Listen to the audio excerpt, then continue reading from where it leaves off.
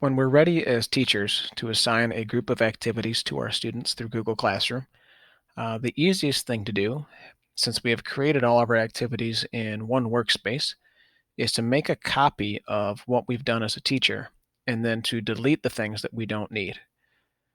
For this activity, we have only done a closed sort with our pen the piggies and an image sort. Recognize that there are a lot of other activities that you could be doing, other word sort activities that might involve the same group of words.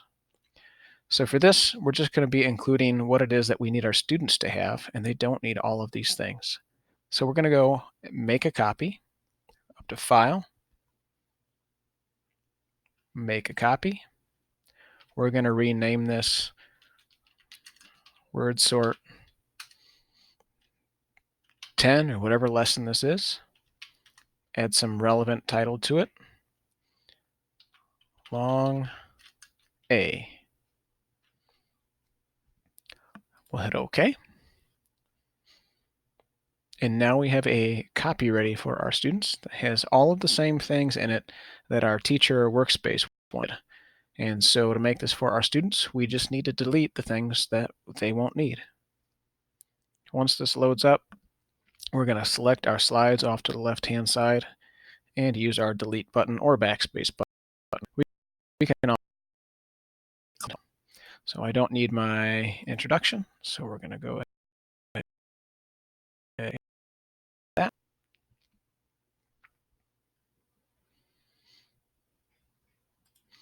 We don't need instructions on inserting word art or any of these things, right? So you can also delete full chunks of them by holding the Shift button. So I'm going to select my first slide, hold Shift.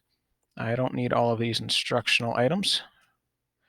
And then I click down to this whole range. And now I'm going to hit the delete button on my keyboard. And that will delete all of those. It might be that I want the base set of words available to my students. So I'm going to keep that in there for now, just in case I want to ask them to create something brand new with what they have. And I might even leave the piggy set here if I want. But primarily, we want the activities first. So our first one, here's our pen the piggies. We're going to put that up here first. Click, hold, and drag. Our image sort, click, hold, and drag. And then our base words. This was our slide here that had all of the movable parts. So we're going to go ahead and delete that. This is our instructions that we're going over right now. We're going to delete that. And you know what? We don't need all of these other things. So hold my Shift button, click Arrange, Delete, and this could be all that the students need to have. 2 sorting activities with the instructions and a base set of the words in case you'd like to ask them to do something brand new with them. So there you have it. You have our word sort 10, long A, word sort.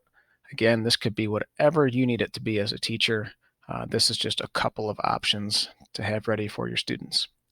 From here, we're going to go to Google Classroom.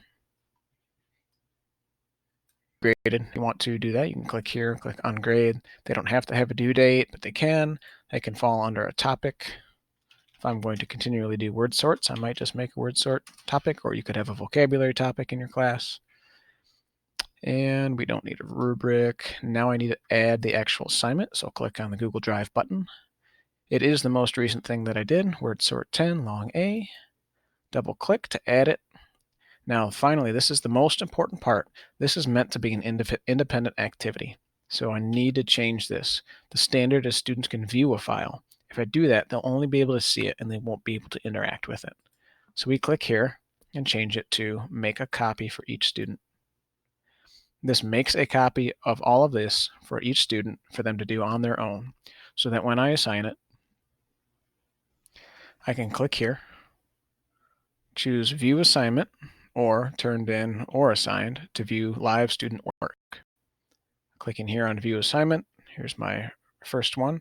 None of these have been started by the student, so I can't access them until they begin them. But once they show up, then I'll be able to see each student's work right there live as they're doing it, just as it's a shared Google Doc or a shared Google slide. And I can even input comments if I need to, make adjustments, be there to help students. And I'm also right in class as well. So So there you have it. If you have questions, as always, see your instructional technology specialist, Chris Noble or Emily Brakefield, here at Harlem 122. Have a great day.